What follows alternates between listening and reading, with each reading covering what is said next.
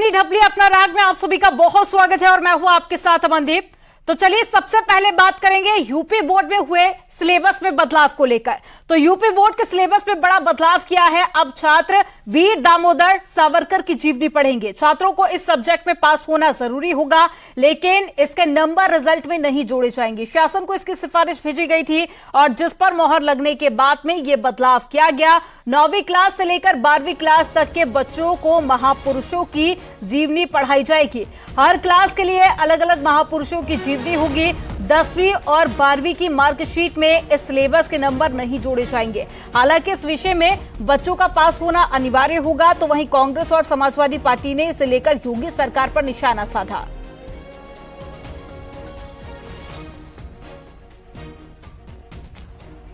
तो UP board के syllabus में एक बड़ा बदलाव किया गया है।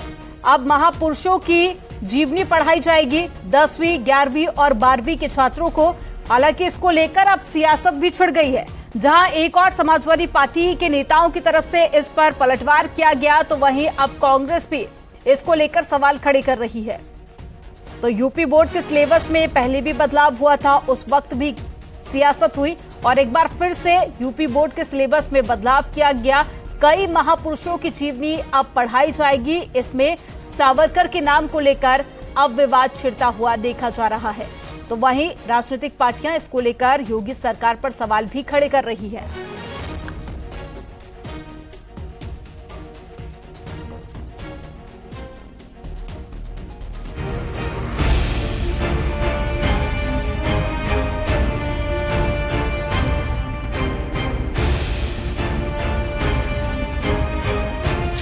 यूपी बोर्ड के सिलेबस में हुआ बड़ा बदलाव। वीर दामोदर सावरकर की जीवनी पढ़ेंगे छात्र। विगत 60 वर्षों से एक पुस्तक चलती थी हमारे पूर्वज, वो 8वीं तक चलती थी और इसलिए चलती थी कि बच्चे जो हैं शुरू से ही अपने महान पुरुषों के बारे में जानकारी रखें। इसी प्रकार से जो हमारा संकल्प पत्र है उसमें ये दर्शाया गया है कि 50 ऐसे महान पुरुषों का जीवन चरित्र हम रखें, जिसमें हमारे वीर सावरकर जी। सावरकर की जीवनी पर सियासी घमासान। अगर सावरकर का इतिहास पढ़ाया जाएगा तो उन हजारों क्रांतिकारियों का अपमान है जिन्होंने फांसी के फंदे को चूमा भारत माता की आजादी के लिए, सीने पर गोली खाई भारत माता की आजादी के लिए, और ये देश आजाद हो इसलिए पूरा जीवन जेल में बिता दिया। अगर उनका अपमान करके एक माफी वीर को अगर आदर्श बीजेपी सरकार बनाना चाहती है तो इसका जवाब ये देश और जनता दोनों देंगे। स्वतंत्रता सेनानी का सम्मान, कांग्रेस को लगे अपमान। इससे ज्यादा दुर्भाग्यपूर्ण क्या हो सकता है कि जिन स्वतंत्रता संग्राम सेनानियों के खिलाफ मुखबिरी करने का काम किया, अंग्रेजों से 65 रुपए पेंशन पाते थे और उन्होंने बाकायदा माफीनामा लिखा जिसमें लिखा कि मैं कभी स्वतंत्रता संग्राम के आंदोलन में भाग नहीं लूंगा। और उन्होंने लगातार देश की आजादी की लड़ाई, जिसको लेकर लाखों लाख हमारे देश के वीर शहीद हुए, स्वतंत्रता संग्राम सेनानी फांसी चढ़ गए, उनके खिलाफ अभियान चलाने का काम किया। ऐसे लोगों को पाठ्यक्रम में शामिल करना दुर्भाग्यपूर्ण है। यूपी की सियासत में सावरकर पर संग्राम। तमाम ऐसे लोगों योद्धाओं का नाम छुपाया गया था, लेकिन भारतीय जनता पार्टी के केंद्र में सरकार आने के बाद उन तमाम नाम जो हमारे योद्धा थे, स्वतंत्रता संग्राम सेनानी थे, समाज सुधारक थे, सामाजिक कार्यकर्ता थे, उन सबको आज सम्मान दिलाने का काम हो रहा है और इसीलिए उनके नाम पाठ्यक्रम में शामिल किए जा रहे हैं ताकि आने वाली पीढ़ी उनके नाम, उनके व्यक्तित्व, उनके कृतित्व से परिचित हो सके। हमारा मानना है कि बाबा साहब डॉक्टर अम्बेडकर का संविधान भी पढ़ाया जाना चाहिए उसके साथ साथ, ताकि संविधान में जो चीज़ें समाज के हित के लिए जो बाबा साहब डॉक्टर अम्बेडकर ने कानून लिखा है उसकी जानकारी जब उसको होगी तब वो आगे बढ़ेगा।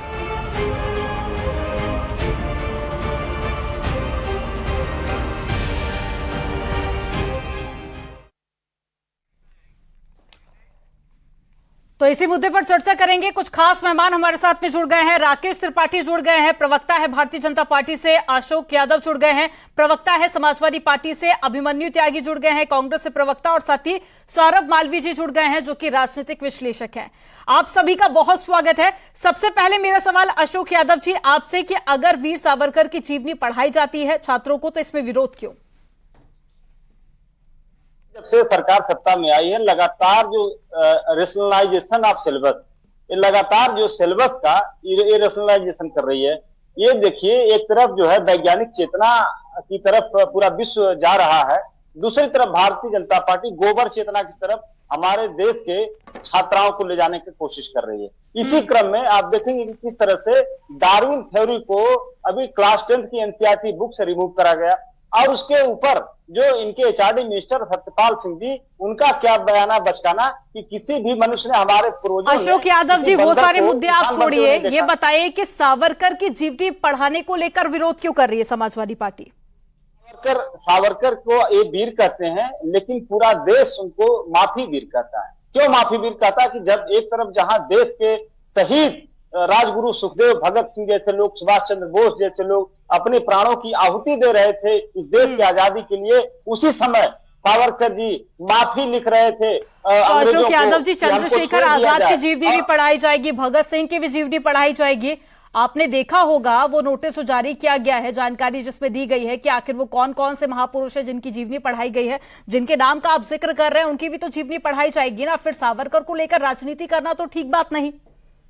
अमनदीप जी, देखिए, या तो आप उसमें महापुरुषों के नाम में मैं इनका नाम न डालते तो कोई आपत्ति नहीं रहती। आप अगर माफी वीर चैप्टर लिखते और उसमें डालते कि सावरकर, तो हम लोगों को कोई आपत्ति नहीं रहती। आप महापुरुषों के और जो क्रांतिकारियों के नाम के साथ सावरकर का नाम जोड़ करके जीवनी में डाल रही है। सबसे बड़ा विरोध इसी बात का है कि उन महापुरुषों को, महान क्रांतिकारियों के साथ ऐसे माफी वीर का क्या काम, जो अंग्रेजों से 65 रुपया पेंशन पाने के लिए, जो अपने को जेल से बाहर लाने के लिए कहते हैं कि हम आजीवन स्वतंत्रता आंदोलन में भाग नहीं लेंगे। ऐसे व्यक्ति। ठीक है सर, मैं लौटूंगी आपके पास पे। समाजवादी पार्टी आखिर क्यों विरोध कर रही है ये तो आपने जाना। अभिमन्यु त्यागी जी कांग्रेस से जुड़े हुए हैं। अभिमन्यु जी, अब ये आप बता दीजिए कि आखिर कांग्रेस पार्टी को क्या परेशानी है, क्योंकि सावरकर को लेकर बयानबाजी कांग्रेस के नेताओं की तरफ से भी की गई है, विरोध कांग्रेस पार्टी में भी है।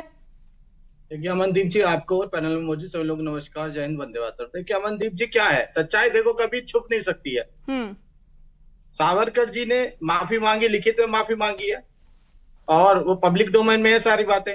उन्होंने ये भी लिखा कि योर ओबीडियंट सर्वेंट, और वो हमेशा से अंग्रेजों की तरफ थे, चाहते नहीं थे आजादी मिले।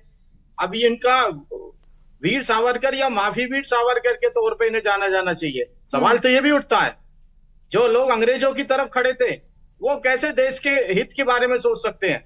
जो देश के साथ गद्दारी कर रहे थे, 65 रुपए की इनको हर महीने अंग्रेज दिया करते थे, जब अंग्रेजी कलेक्टर को भी 5 या 10 रुपए मिला करते थे उस दौर में, वो ये 65 रुपए पाते थे।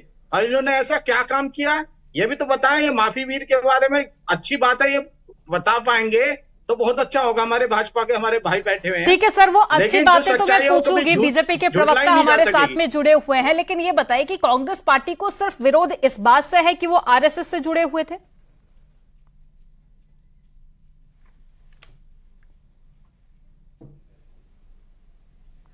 मेरी आवाज आप तक पहुंच पा रही है सर? अभिमन्यु जी, क्या कांग्रेस पार्टी को इसी बात से परेशानी है कि सावरकर आरएसएस से जुड़े हुए थे? देखिए, हमें परेशानी किसी से कहीं कुछ नहीं है। हम ये कहना चाहते हैं कि सावरकर जी ने 9 वर्षों में 6 बार माफी मांगी थी, रिटिन में माफी मांगी थी। अंग्रेज उनको 65 रुपए पर मंथ दिया करते थे। क्या इस बात को निपटा जा सकता है? क्या वो वीर हुए या माफी वीर हुए? जब वो अंग्रेजों की तरफ खड़े थे, आजादी के आंदोलन का विरोध करते थे, जहां जहां कांग्रेस के स्वतंत्रता सेनानी जाते थे उनके पीछे इन जैसी मानसिकता के लोग जाके विरोध करते थे, तो तब ये आजादी के समर्थक नहीं थे। तो सवाल तो उठना लाजमी है, और क्यों ना उठे कि ये वीर है या माफी वीर है। यानी आप ये कहना चाहते हैं कि सावरकर ना तो समाज सुधारक थे और ना ही क्रांतिकारी। योर ओबीडियंट सर्वेंट, ये तो बहुत शर्मनाक बात है। चलिए ठीक है, आप दोनों को मैंने सुना कि आखिर परेशानी कहां पर है, क्यों विरोध किया जा रहा है। अब राकेश त्रिपाठी जी का रुख कर लेते हैं। राकेश त्रिपाठी जी, आपने समाजवादी पार्टी को भी सुना, आपने कांग्रेस के प्रवक्ता को भी सुना, अब भारतीय जनता पार्टी का क्या स्टैंड है? बहुत दुर्भाग्यपूर्ण है और बहुत दुख हो रहा था जब मैं अपने साथी प्रवक्ताओं की बातें सुन रहा था।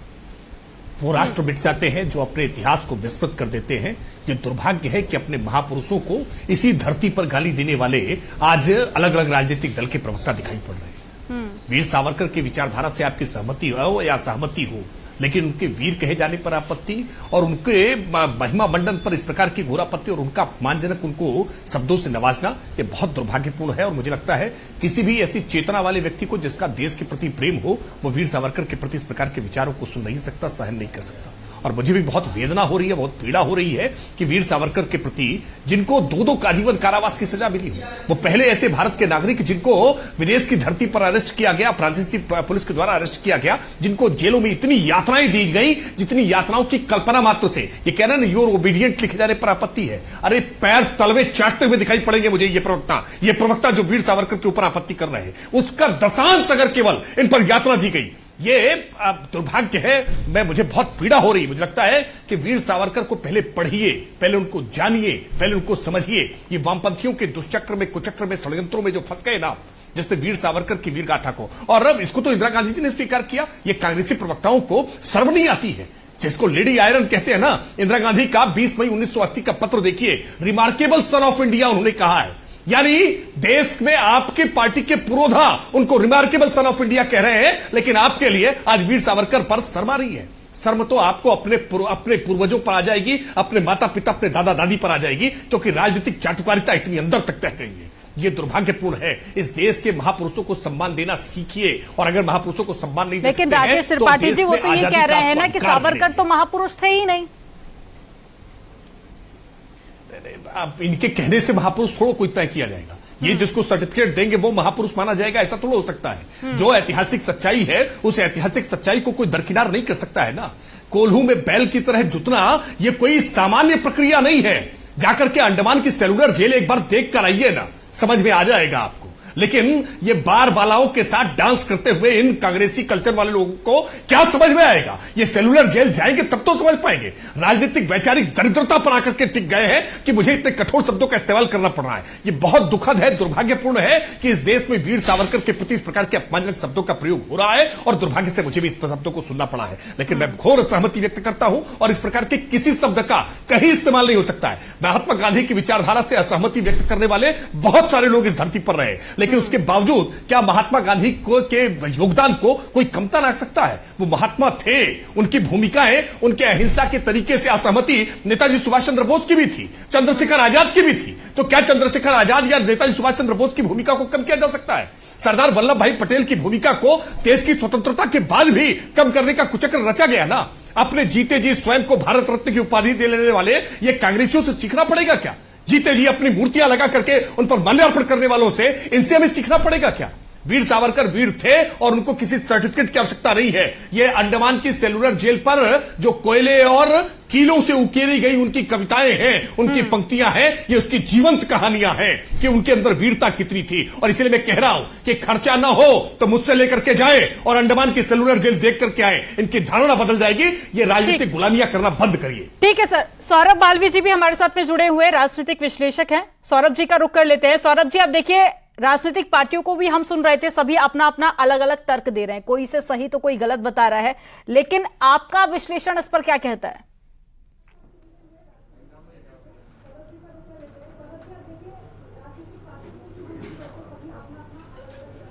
सौरभ जी, मेरी आवाज आप तक पहुंच पा रही है?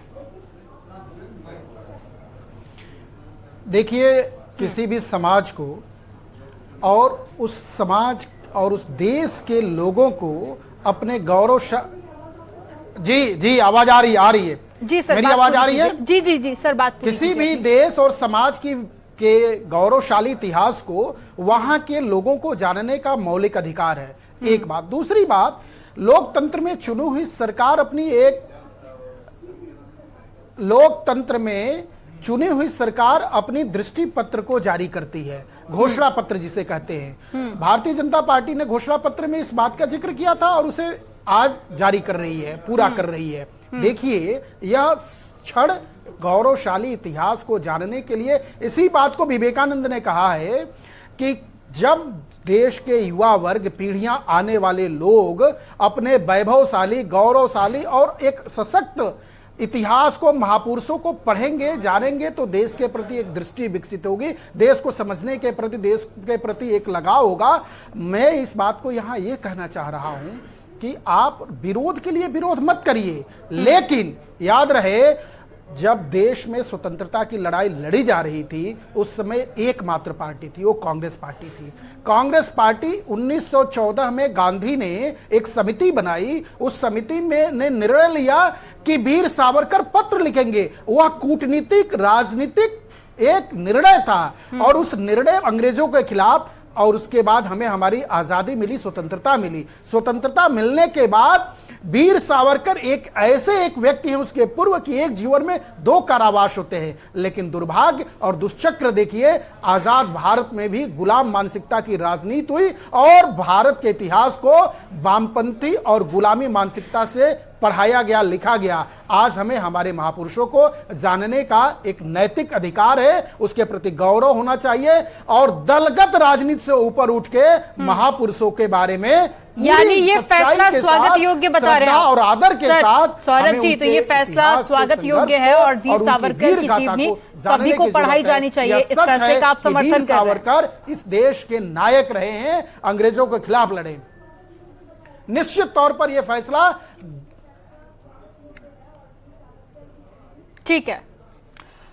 तो राजनीतिक विश्लेषक को भी हमने इससे पहले तमाम राजनीतिक पार्टियों को सुना, उसके बाद में राजनीतिक विश्लेषक को भी सुना।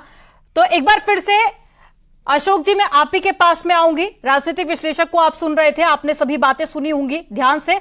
अब देखिए, सभी नायक बता रहे हैं वीर सावरकर को। हालांकि आपकी पार्टी ने मन बना लिया है विरोध करने का, तो आगे की क्या रणनीति रहने वाली है? अब देखिए, फैसला तो ले लिया गया है, लेकिन अब आप कैसे रोकेंगे इसे?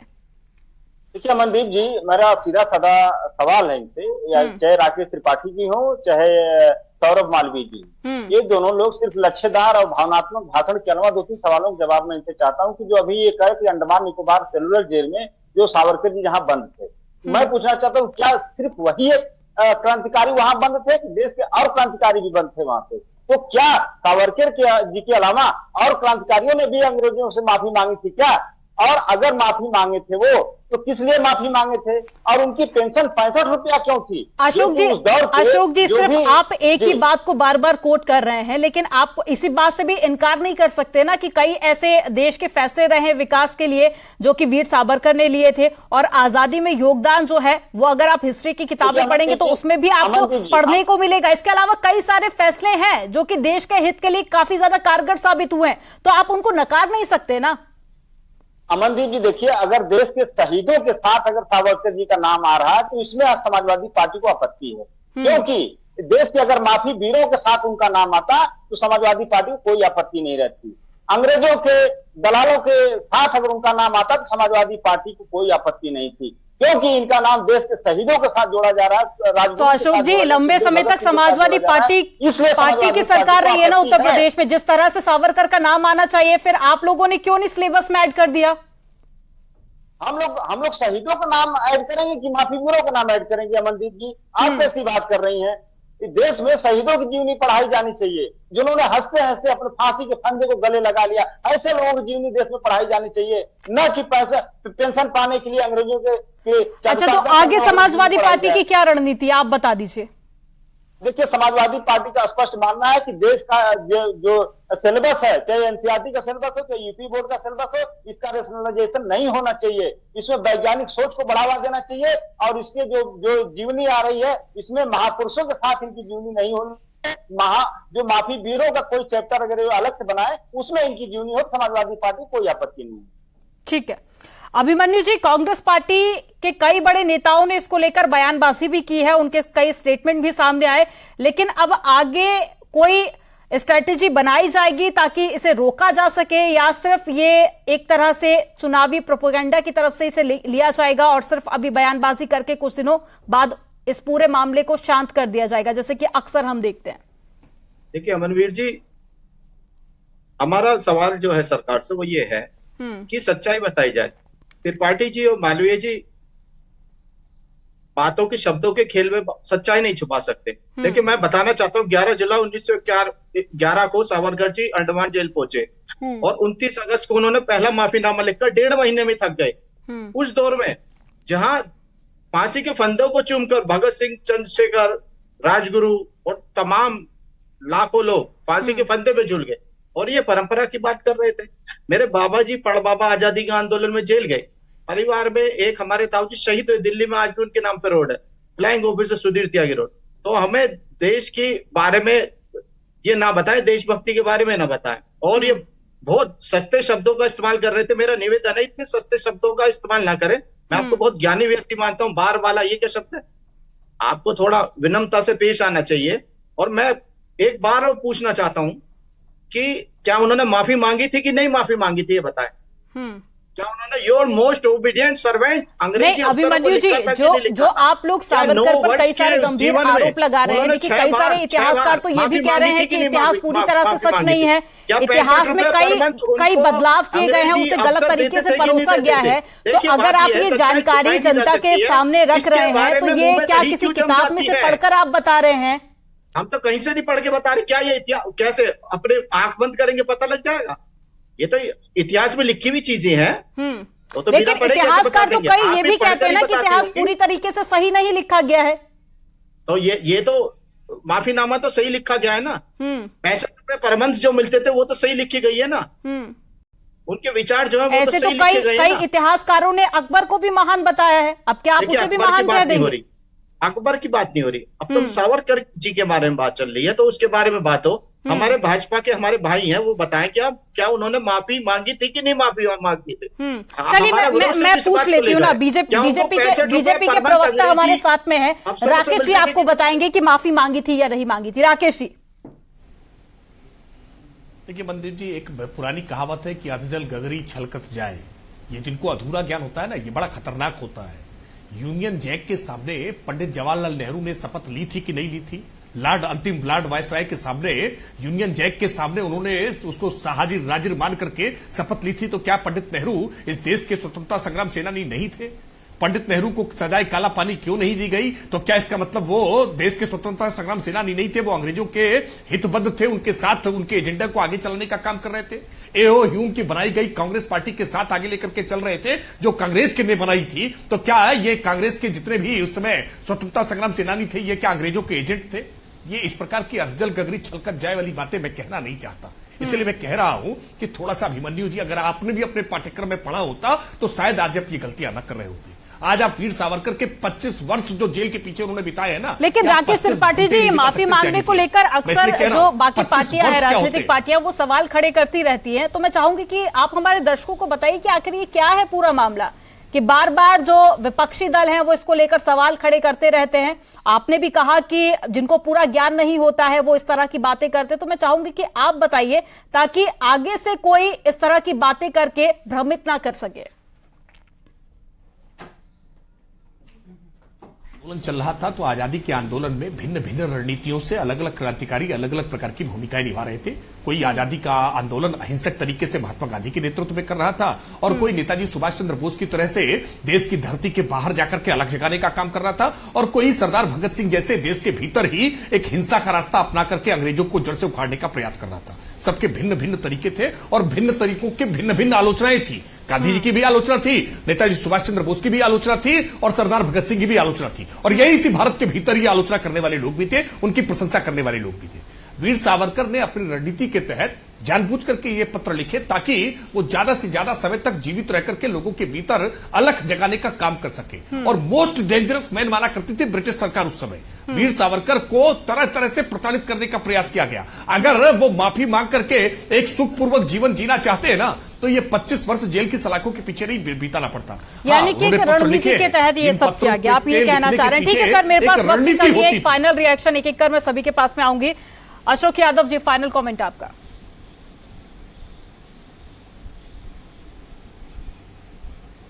अशोक जी, इस तरह से सिलेबस में छेड़छाड़ करके भारतीय जनता पार्टी अपना एक एजेंडा सेट करना चाहती है, सीधी बात। और उस एजेंडे के भरोसे यह एक तालिबानी फौज तैयार करना चाहती है, जो कि भारत में मारो काटो की नीति अपनाने पे मतलब बिल्कुल तैयार है। ठीक है, समाजवादी अभिमन्यु जी, विचारधारा का अभिमन्यु जी, आपका फाइनल कमेंट।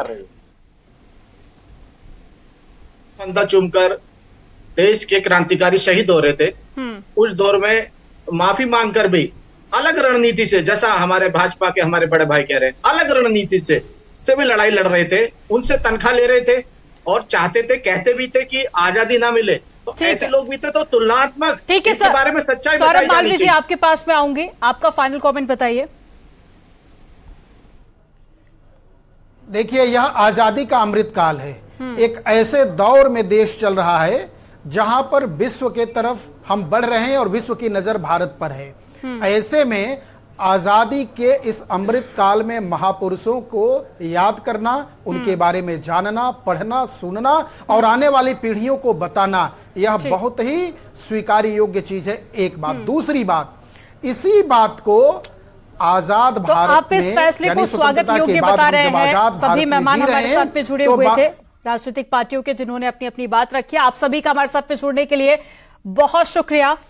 और चलिए यहां पर रुकेंगे एक छोटे से ब्रेक के लिए। खबरों का सिलसिला आगे भी जारी रहेगा, आप देखते रहिए न्यूज़ 18। ये है न्यूज़